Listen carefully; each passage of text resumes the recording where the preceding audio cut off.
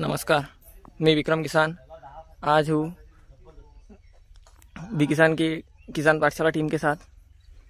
कुछ किसान मित्र हैं और हमारी बीकी की टीम है। आज है बीकी के प्लाट पर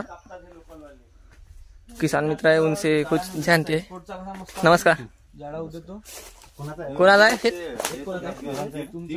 किसान कोण आहे? किसान हा कुठं आपण सध्या? गावाचं नाव पत्ता खोडवा आहे नाही?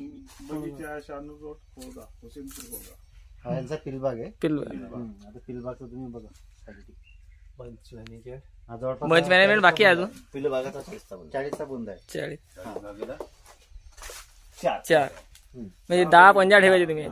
10 लोकलच्या हिशोबाने 4 आहे, एक्सपोर्टच्या हिशोबाने म्हणते 5-6 4.5 एक्सपोर्ट साठी 4.5. आणि चांगली फ्लॉवरिंग चालू झाली जवळजवळ. मेन हा जो मेन बुंदा जो होता, या मेन बुंद्यापेक्षा जो खोडवा आहे याची साईज बुंदा जास्त आहे. 5x6 आणि वजन मध्ये पण 2-1 किलो. ग्राफ किती आहे दादा लावलेला? ग्राफ किती आहे? ग्राफ 5x6 सोया किती आहे? 5/6 होता. नवीन बनते.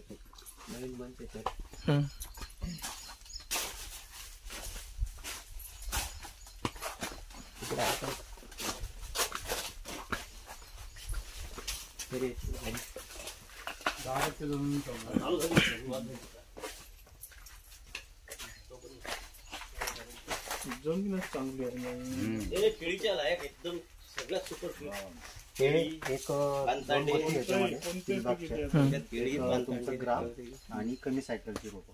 कमी सायकलची रोपं ऑलरेडी आपली बीके G9 जी आहे ती 6 सायकलची आहे आणि बीके प्लस जी आहे ती 4 सायकलची आहे. जेवढी सायकल कमी तेवढं जास्त आउटपुट जास्त येतं. पिलबागमध्ये असो किंवा तिसरं चौथंही घेऊ शकता त्याच्यामध्ये, जर ग्राफ चांगला मेंटेन ठेवला तर. याची पण तयारी करता येते.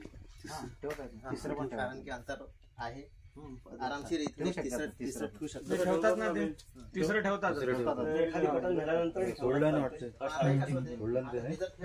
अजून बी महाराष्ट्रामध्ये बरेच क्षेत्र असे आहेत की ते अजून पिलबागला वापरतात.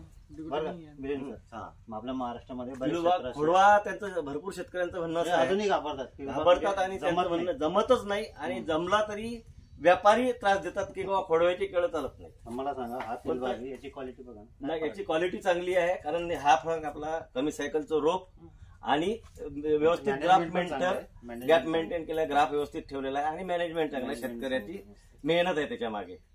माती सपोर्ट आणि मातीचं स्ट्रक्चर आहे. 200-300 रुपये कधी कधी कमी राहतेच, पण मग खर्च नसतो त्याचा.